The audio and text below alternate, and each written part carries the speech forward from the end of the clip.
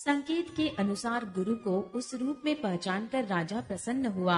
भ्रमवश उसे चेत न रहा कि यह तापस मुनि है या कालकेतु राक्षस। उसने तुरंत 1,00,000 उत्तम ब्राह्मणों को कुटुंब सहित निमंत्रण दे दिया।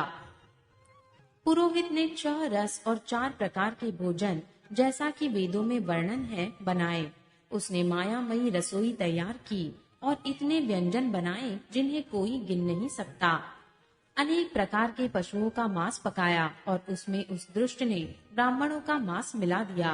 सब ब्राह्मणों को भोजन के लिए बुलाया और चरण धोकर आदर सहित बैठाया।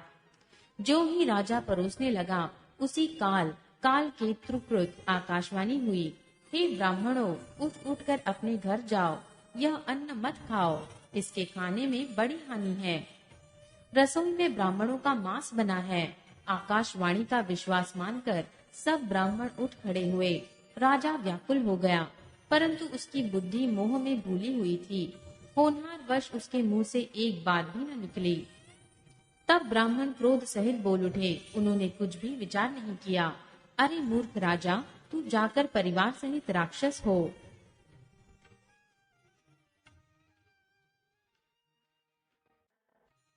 रे नीच क्षत्रिय, तूने तो परिवार सहित ब्राह्मणों को बुलाकर उन्हें नष्ट करना चाहा था।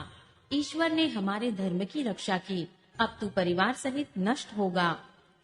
1 वर्ष के भीतर तेरा नाश हो जाए। तेरे कुल में कोई पानी देने वाला तक न रहेगा। शाप सुनकर राजा भय के मारे अत्यंत व्याकुल हो गया। फिर सुंदर आकाशवाणी हुई, हे ब्राह्मणों, तुमने विचार कर शाप नहीं दिया। राजा ने कुछ भी अपराध नहीं किया। आकाशवाणी सुनकर सब ब्राह्मण चकित हो गए। तब राजा वहां गया जहां भोजन बना था। देखा तो वहां न भोजन था, न रसोइया ब्राह्मण ही था। तब राजा मन में अपार चिंता करता हुआ लौटा।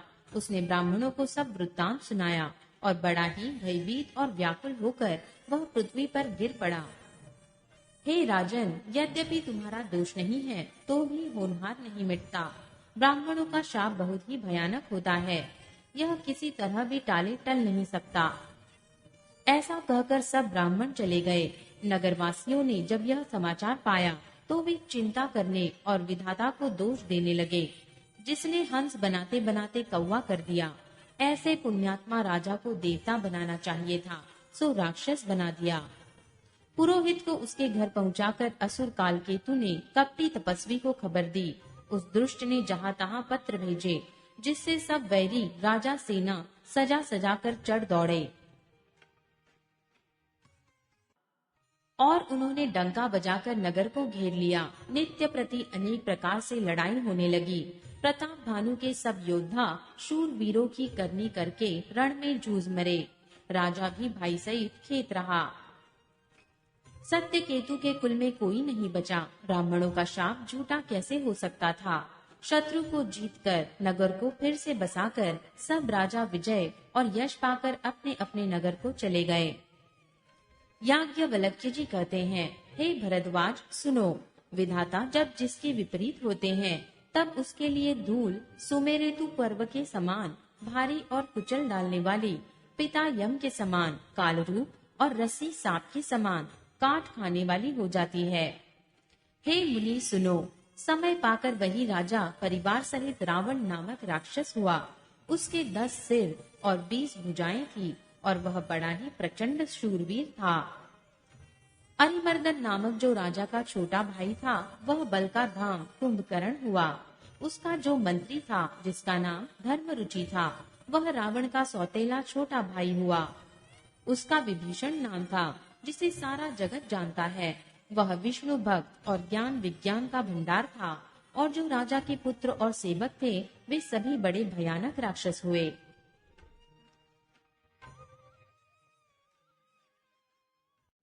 वे सब अनेकों जाति के मनमाना रूप धारण करने वाले, दुष्ट, कुटिल, भयंकर, विवेक रहित, निर्दयी, हिंसक, पापी और संसार भर को दुख देने वाले हुए। उनका वर्णन नहीं हो सकता। यद्यपि वे पुलत्सत्य ऋषि के पवित्र, निर्मल और अनुपम कुल में उत्पन्न हुए, तथापि ब्राह्मणों के शाप के कारण वे सब पापरूप हुए। तीनों भाइयों ने अनेकों प्रकार की बड़ी ही कठिन तपस्या की, जिसका वर्णन नहीं हो सकता। उनका उग्र तप देखकर ब्रह्मा जी उनके पास गए और बोले, हे तात, मैं प्रसन्न हूँ, वर मांगो।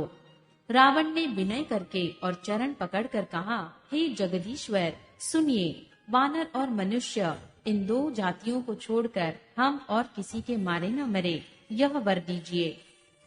शिव जी कहते हैं कि मैंने और ब्रह्मा ने मिलकर उसे वर दिया कि ऐसा ही हो। तुमने बड़ा तप किया है। फिर ब्रह्मा जी कुंभकर्ण के पास गए। उसे देखकर उनके मन में बड़ा आश्चर्य हुआ।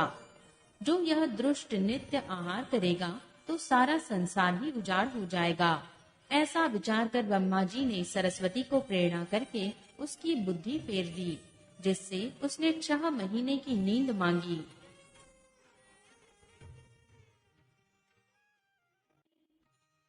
फिर ब्रह्मा जी विभीषण के पास गए और बोले, हे पुत्र, वर मांगो। उसने भगवान के चरण कमलों में निर्मल, निष्काम और अनन्य प्रेम मांगा। उनको वर देकर ब्रह्मा जी चले गए और वे तीनों भाई हर्षित होकर अपने घर लौट आए। मैं दानव की मंदोदरी नाम की कन्या परम सुंदरी और स्त्रियों में शिरोमणि थी। मैंने उसे लाकर रावण को दिया। उसने जान लिया कि यह राक्षसों का राजा होगा। अच्छी स्त्री पाकर रावण प्रसन्न हुआ और फिर उसने जाकर दोनों भाइयों का विवाह कर दिया। समुद्र के बीच में त्रिकुट नामक पर्वत पर ब्रह्मा का बनाया हुआ एक बड़ा भारी किला था। महान मायावी और निपुण कारीगर मैं दानव के उसको फिर से सजा दिया। उसमें मणियों से जड़े हुए सोने के अनगिनत महल थे। जैसी नागकुल के रहने की पाताल लोक में भोगावती पुरी है और इंद्र के रहने की स्वर्गलोक में अमरावती पुरी है, उनसे भी अधिक सुंदर और बांका वह दुर्ग था। जगत में उसका नाम लंका प्रसिद्ध हुआ। उसे चारों ओर से समुद्र की अत्यंत गहरी खाई घेरे हुए है। उस दुर्ग के मणियों से जड़ा हुआ सोने का मजबूत परकोटा है, जिसकी कारीगरी का वर्णन नहीं किया जा सकता। भगवान की प्रेरणा से जिस कल्प में जो राक्षसों का राजा रावण होता है, वही शूर, प्रतापी, अतुलित, बलवान अपनी सेना सहित उस पुरी में बसता है।